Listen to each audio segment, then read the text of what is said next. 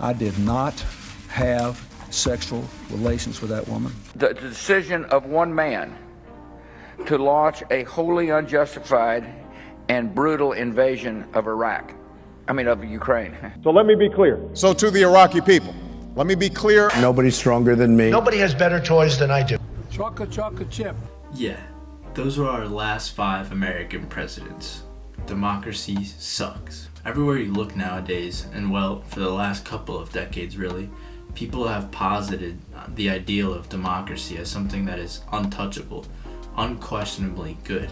For example, I could remember Biden campaigning on, in 2020 that is, campaigning on protecting our democracy. Your campaign this time around, if foreigners, if Russia, if China, if someone else offers you information on an opponent, should they accept it or should they call the FBI? I think you might want to listen. There's nothing wrong with listening. I won't be part of any attempt to undermine our democracy or public confidence in our institutions. And things of this nature were everywhere following Trump's upheaval over the 2020 presidential election results. And don't get me wrong, I think this was rightfully so.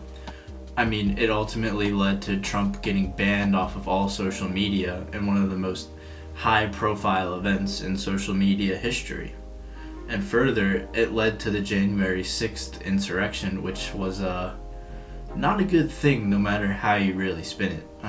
We almost had a coup, straight up. Not only has this idea of democracy hit our democratic stage, our democratic discourse, it's entered online discourse too, in a dramatic fashion. Thinking back to the 2020 election and playing on our poor candidate selection, I can remember posts online about Plato's ship of state allegory, which pretty much follows as this idea that you would like the captain of your ship to be able to navigate the seas well, instead of just being this perfect ideal embodiment of a captain of a boat.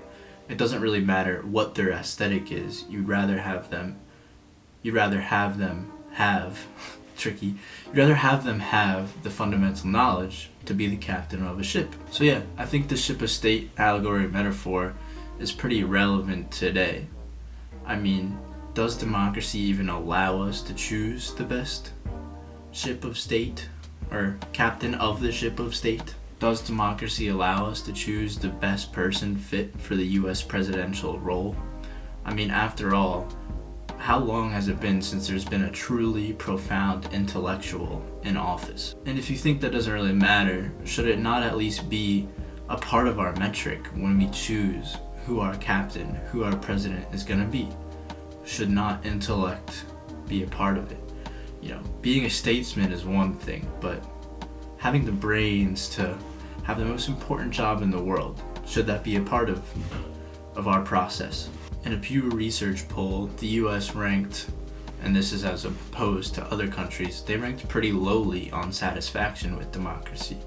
And keep in mind, the survey was done in 2022 when Biden was in office, where you might expect that satisfaction with democracy would be a little higher as opposed to the 2016 to 2020 range. You can expect this with the fact being that there are more registered Democrats in America than Republicans by almost about twice as much.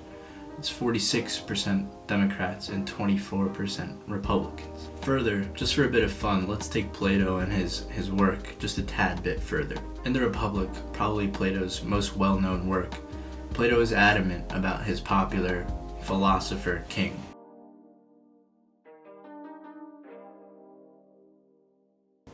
The philosopher king is someone who's educated from a very young age to be, the king of the state or just the leader of the state. And they're rigorously educated, meaning they're taught about pretty much everything, starting with mathematics as this objective measure, but essentially their whole lives are leading up to them being the philosopher king. This is much different than what we have in America.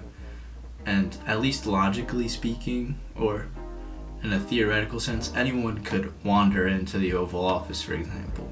It probably wouldn't happen, but it's definitely a possibility that you couldn't rule out. This type of government Plato mentions in the Republic is aristocracy, which he obviously favors, and he ranks first out of 5 types of government. Meanwhile, democracy is 4th out of the 5 types of government, something that would probably shock the average American. So now, stepping away from Plato, let's take a look at how democracy has been sort of reinforced over time throughout American discourse. So in the 1950s, and really up until 1989, the end of the Cold War, there was McCarthyism and the Red Scare, which, if you don't know about it, it's pretty much just witch hunting anyone that you could possibly label as a communist.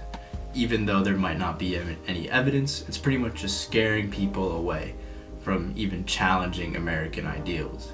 I mean, a lot of people did go to jail, and they weren't even straight up communists, they weren't like revolutionaries. There's no doubt that this effort was indeed effective, and it might have helped us win the Cold War, which is definitely a good thing, but it definitely helped reinforce and cement democratic, or for our terms, democracy as an ideology, and helped reinforce it with boomers mainly. Not to mention, this also helped capitalism be cemented. I feel as if we can't forget here that democracy has been a tool to help keep the status quo of capitalism. After all, this was the ideological battle of the Cold War. Following the Cold War, you had people calling for the death of history as this idea that everyone in the world was now free. And while it was definitely a net good that the USSR fell, this ultimately marked the end of American ideals being challenged on a really true, profound scale. Yes, they could be challenged within the country, but an external force was acting against them, if that makes sense. And after all, isn't change, progress something we want? And isn't change and progress this sort of uncomfortable feeling, this sort of unwelcoming feeling as well? It sort of feels like the first day of middle school, where your hormones are going crazy and you want to be liked, and it's got you shaking in your boots. That's what change is, and ultimately change is progress. And do we want to have progress? I don't know. While we don't live in a world entirely constructed by the baby boomer generation anymore, millennials have had a hard time sort of turning around the mistakes that they've made and limiting our capacity for progress.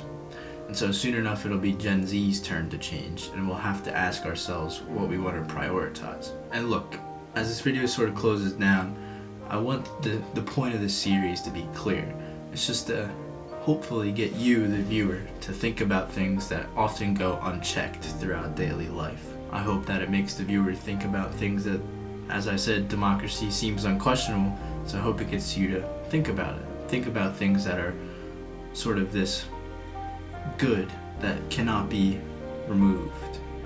Maybe it could be removed. And as I said in the first episode, it really does seem as if philosophers sort of go over the top in what they write or what they say in hopes that maybe their actual real point, something a bit more mild, will become accepted. So that's the hope for this episode. I'm not coming out and saying that I'm a direct opponent of democracy, but hopefully this video serves as a way to simply get people to think about things, to think about the fact that maybe we could do better. What exactly would that be? I'm not entirely sure, so maybe I shouldn't make the video, but maybe it could be something like getting rid of the two-party system, which has obviously caused division and allowed for our government to sort of gridlock itself at times, and a lot of the time. And in essence, this is my hope for the channel, sort of attempting to push humanity for the better. Peace and love.